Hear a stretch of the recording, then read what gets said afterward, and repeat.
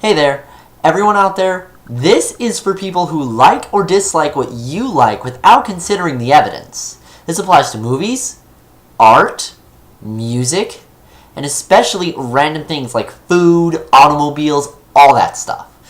If you've ever been dissed for what you like and not the why you like it, this rant is for you. First thing that's going to be brought up is music. I'm so sick of this. I like to play my music when I'm on break with my headphones off and music all the way up. You know, my coworkers regularly tell me turn that shit off, and they don't even look at the why I like that music. I'm sick of that. It's just, it's infuriating. If they actually sat down, listened to the song all the way through, then, after being educated, decided whether or not they liked the song, or the style of the music, or the topic of the music, and could say with a straight face that they didn't like it at all, I'd be fine and be happy to accept their opinion. But they don't. They just say, turn it off. Well, I tell them, it's my break, my music, and this is America. I'm free to do what I want, and since I'm not being paid, well, I don't have to do what you say. Oh, else. Well, this is because there's very few examples of music that you can like or dislike without looking at the evidence. An example of which is Metallica. If you can honestly say that you dislike every single Metallica song with a straight face, you need to be slapped. There are songs that I'm not a big metal fan. I love a lot of Metallica. I mean, Enter Sandman, great song. And then there's Dragon Force, Through Fire and Flames, Valley of the Damned, Revolution Death Squad, Stratovarius even. Some of these bands may seem out of the way for you to look at, but if you actually sit down and listen to their music, it's really good. I will not personally diss something until after I've reviewed the evidence. If someone showed me a piece of art that I thought was absolutely horrible for the topic, but then explained to me why they like it, I wouldn't diss them for liking it. I would tell them my opinion about it and then, move on my merry happy way, but I wouldn't sit there and berate them over what they like. Art is another really big thing. If you don't like a piece of art, explain why you don't like a little piece of art. And by the way, when I blur in and out, that's the camera readjusting as I move my hands around.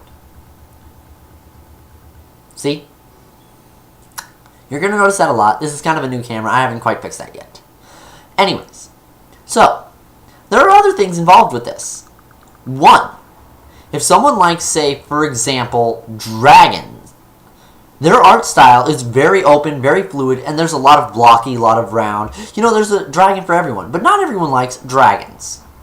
I understand if you don't like dragons, but if you actually look at the quality of the art over the topic of the art, you can actually find a lot of really nice things. If you only pay attention to what its topic is, you're never going to find anything.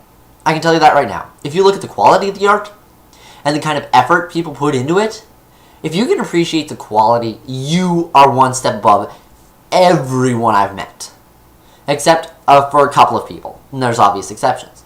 And there are even still obvious exceptions as to liking something based on the how and the why. Like, for example, if there's something that is blatantly against your belief system, and even though you've reviewed the evidence, you still can't seem to like it, your opinion needs to be respected. I don't like it when people berate you for your opinions just because they don't know the why behind it. Me, personally, I like furry art. But I don't like it for the topic. I like it because people put a lot of effort into this. If you look at some of the furries out there, they're very well done. They're very well made. In fact, I would personally say that there's a lot of furries out there that are better done than a lot of human art. And that's why I like it.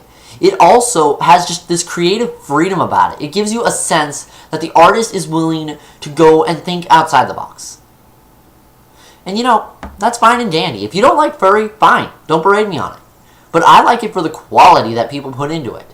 If you look at beginner artists and say their work is shit and don't explain why you say it's shit, you're just as bad as the asshole who thinks that they're better than you for liking something else. Because the best thing ever by Ill Will Press, if you don't understand this and don't understand that, stop watching this right now.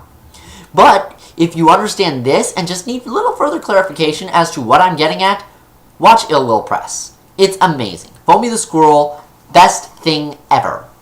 And I'm not afraid to make these kinds of references because I'm not going to use any of their work. In fact, I'm probably sending viewers over there. And then, they're going to appreciate that. Now, the next topic is movies. There are blatantly good ones, there are blatantly bad ones. Some that you should never watch despite anything you hear. Some, but you shouldn't diss them until you've actually taken the time to sit down and watch them.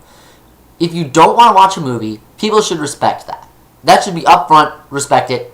If you don't like a movie and have seen the movie, fine and dandy, your opinion counts. But if you haven't seen the movie and say you don't want to watch that movie because you don't like it, shut the fuck up and watch the movie. Next on the list for this is, if you don't like a particular actor, watch the movie anyways.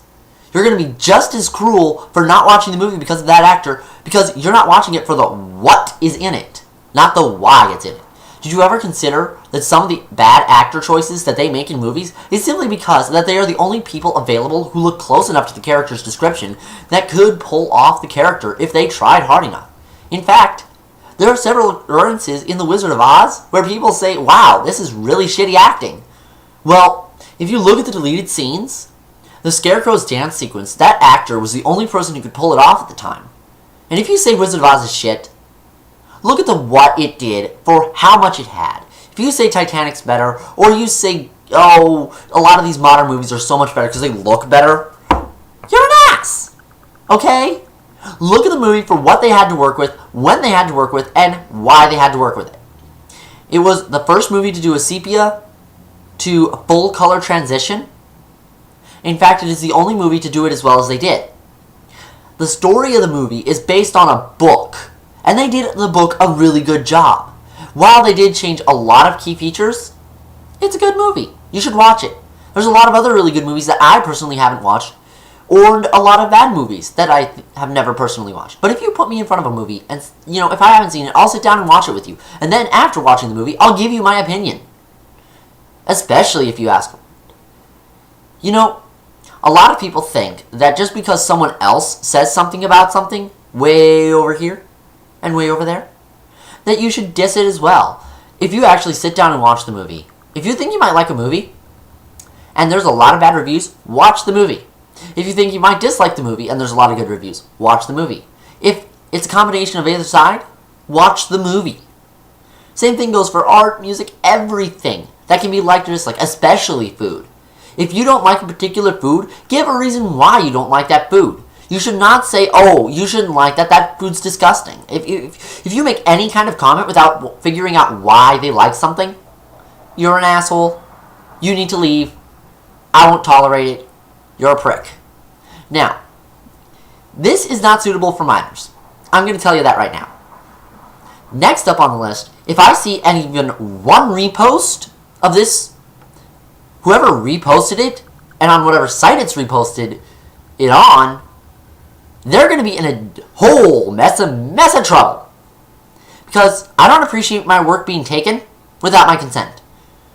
Now, if you personally contact me on my YouTube account and ask me in a chat with a video response, and I'll send you one back.